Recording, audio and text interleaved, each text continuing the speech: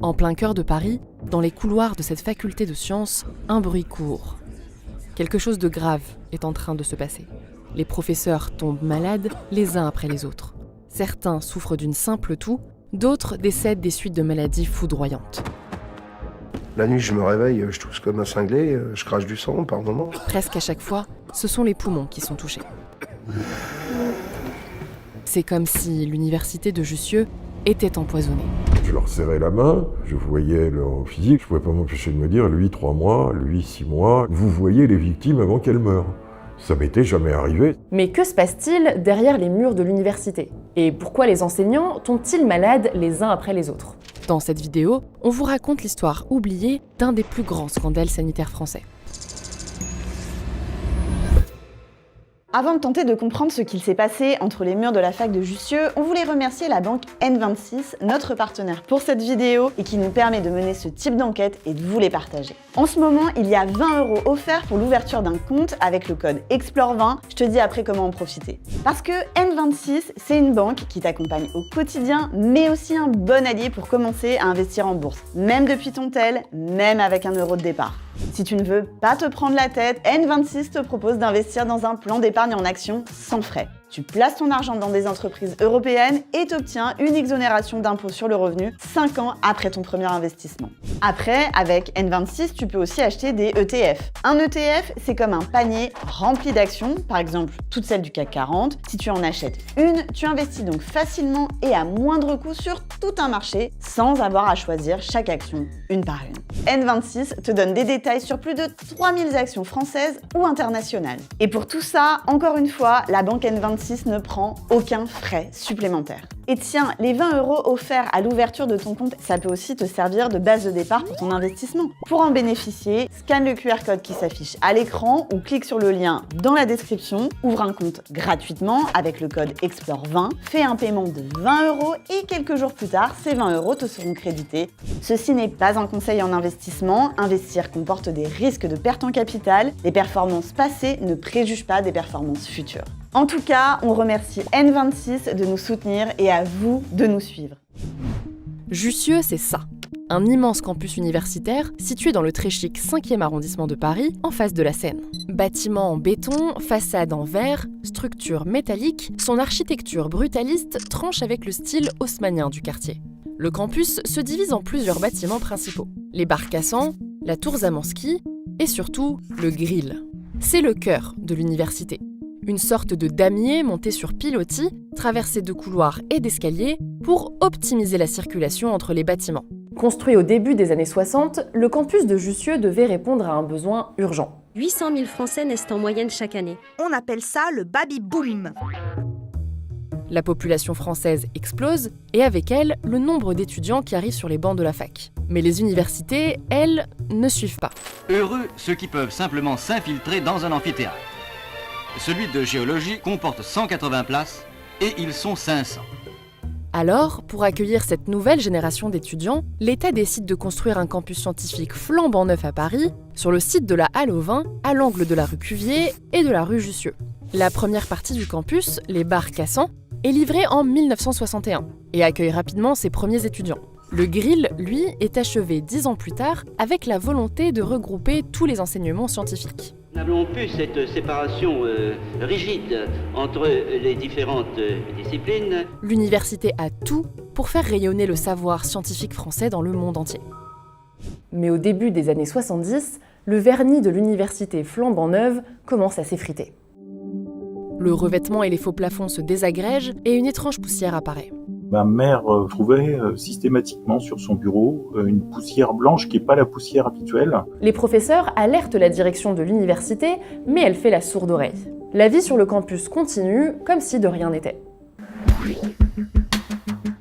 L'inquiétude au campus de Jussieu, plusieurs cas de cancer viennent de se déclarer. 30 ans après l'inauguration du campus, c'est l'hécatombe. Les professeurs et les techniciens de l'université Jussieu tombent malades les uns après les autres. Pour certains, le pronostic vital est vite engagé. C'est le cas de Françoise Joly, enseignante-chercheuse en physique à Jussieu.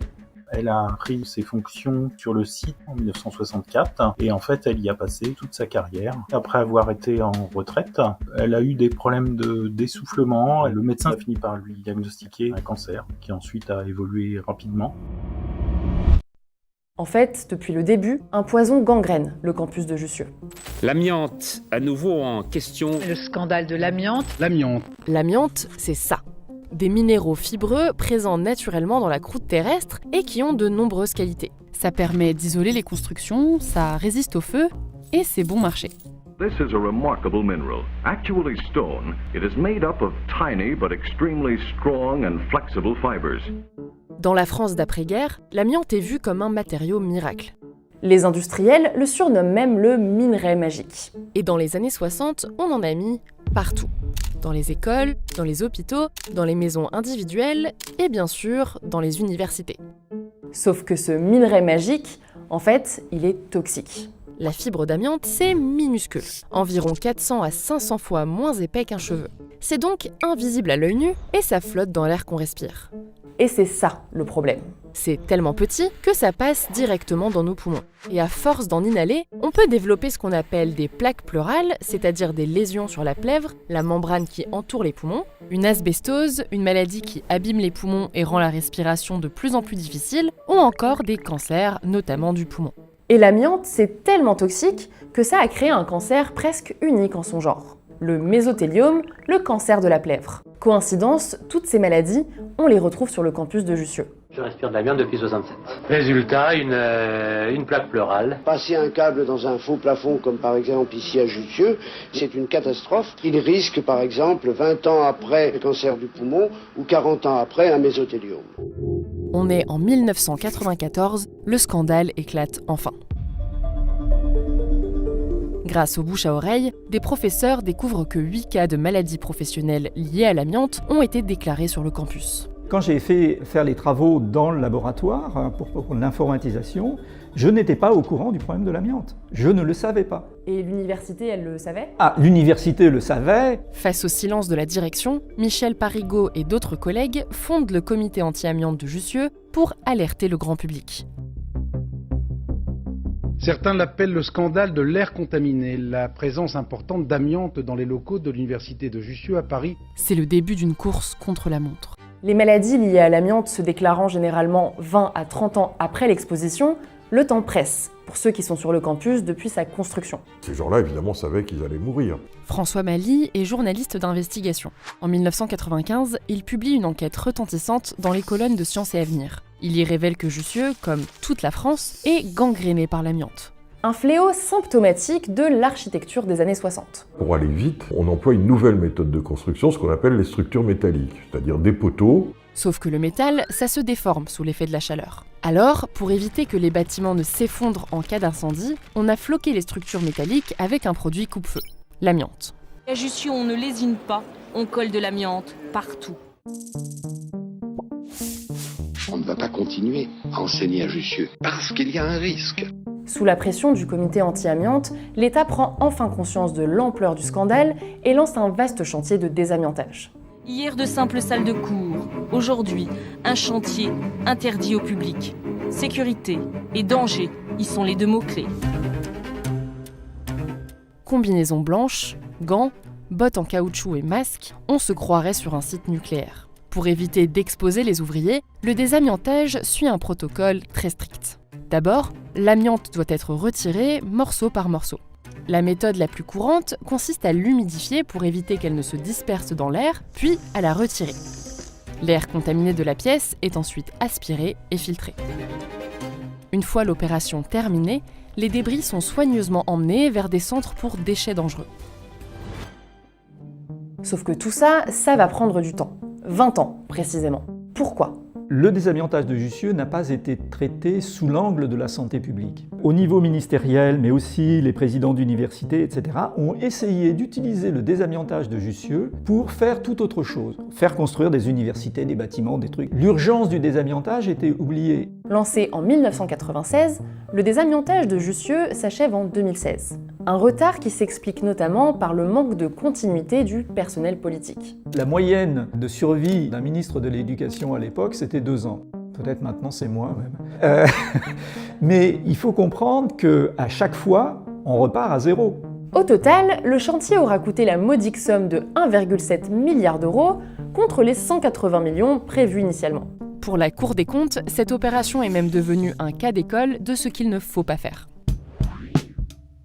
Aujourd'hui, un seul bilan des victimes de Jussieu existe, celui du comité anti-amiante. Il n'y a pas de recensement officiel des victimes. Nous, on ne prend en compte que les dossiers pour lesquels ont été obtenus la reconnaissance officielle en maladie professionnelle liée à l'amiante. À ce jour, il y en a 189 et 58 cancers. La plupart des personnes, évidemment, malheureusement, sont décédées de leur cancer. Ce qu'il faut bien avoir en tête, c'est que la tragédie de Jussieu, ce n'est qu'un scandale parmi plein d'autres. Nous, on a commencé par Jussieu.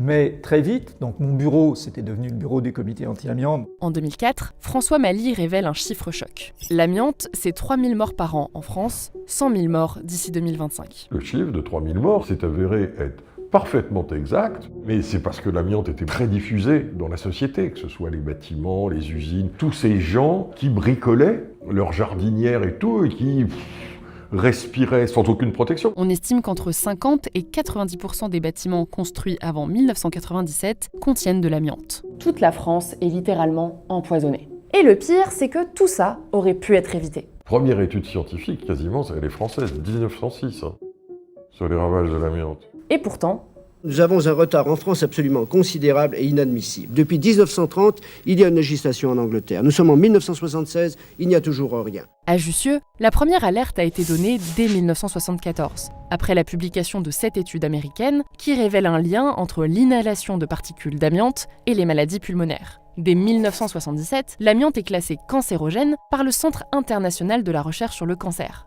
Alors, si on savait, pourquoi on a laissé faire ? La réponse tient en 3 lettres. CPA, le Comité permanent amiante. Le CPA, c'est un lobby français créé en 1982 par les industriels de l'amiante dans le but de minimiser, voire d'étouffer, les effets délétères du produit. Au sein du comité, des politiques, des scientifiques, des syndicats et même des médecins. L'amiante est un relativement petit problème. Parmi leurs méthodes, discréditer les scientifiques, les journalistes et surtout rédiger de fausses études. Comme ce rapport de l'Académie de médecine, publié en 1996, qui affirme que le problème est réglé. Moi, le début de mon enquête, j'appelle le ministère de la Santé. Et je dis bonjour, je voudrais parler à quelqu'un qui s'occupe de l'amiante. Et là, on me répond, ah mais non, il faut que vous appeliez le comité permanent amiante. J'appelle ce fameux comité permanent amiante qui me dit, mais non, il n'y a aucun problème. L'amiante qu'on utilise aujourd'hui n'a rien à voir avec celle d'il y a 30 ans. Presque on peut en manger au petit déjeuner, quoi. Aussi cynique qu'elle soit, la stratégie du CPA fonctionne. Et là, je tombe un peu de ma chaise parce que je m'aperçois que la France est le premier importateur d'amiante en Europe. C'est la patrie de l'amiante. Mais à la fin des années 80, les malades de l'amiante sont de plus en plus nombreux. Le lobby sent le vent tourner et change alors de stratégie. Plutôt que de développer le secteur, il va retarder au maximum l'interdiction de l'amiante. Ce qui a joué pour l'industrie, c'est ce décalage entre les gens qui travaillent à 20 ans et qui vont mourir à 50. Le tout étant de cacher le plus longtemps possible et de faire croire que la mort de ces personnes venait d'autres expositions ou n'était pas liée à l'amiante, en plus ils fumaient, etc., etc., etc. Il aura fallu le scandale de Jussieu, les révélations des journalistes et la colère de la rue pour enterrer définitivement le CPA. Et le dernier clou planté dans le cercueil du lobby, c'est ce rapport publié par l'INSERM en 1996. On y reconnaît enfin, officiellement, que l'amiante tue. Et pas qu'un peu. Pour la première fois, le chiffre de 2000 morts par an apparaît. En 1997, l'amiante est enfin interdit. Après des années d'errance, les victimes sont enfin reconnues et indemnisées. Mais 30 ans plus tard, on n'a toujours pas désigné de coupable. Le volet pénal, c'est un échec. La plainte déposée par les victimes de Jussieu en 1996 s'est conclue par un non-lieu en 2022. En 2021, 2000 victimes de l'amiante venues de toute la France ont réclamé un procès au pénal contre 14 personnes. Des politiques, des industriels ou encore des médecins, tous liés au lobby du CPA. Mais la procédure a été annulée par le tribunal de Paris. La raison, l'impossibilité selon la justice d'établir des liens précis entre les prévenus et les victimes. Dans les affaires de santé publique, ce ne sont jamais des responsabilités directes. Il n'y a personne qui prend de l'amiante et vous l'injecte. C'est des décisions ou des non-décisions. Donc c'est de la responsabilité indirecte. Vous ne pouvez pas prouver qu'une personne dans une usine est victime du sac d'amiante A qui est arrivé tel jour à telle heure. L'industriel va vous répondre « mais non, ce monsieur, il a travaillé dans une autre entreprise avant et c'est un sac de l'autre entreprise qui l'a pollué ». Aujourd'hui, on est loin d'avoir tout désamianté en France. Selon un rapport du ministère de la Santé, sur 402 000 bâtiments diagnostiqués en 2022, 42% contenaient de l'amiante. Une crèche sur 2 était concernée. On estime qu'il faudra encore 40 ans pour parvenir à s'en débarrasser totalement. Si vous avez prévu d'entreprendre des travaux chez vous et que votre habitation a été construite avant 1997, il est recommandé de contacter un organisme certifié pour procéder à un diagnostic amiante.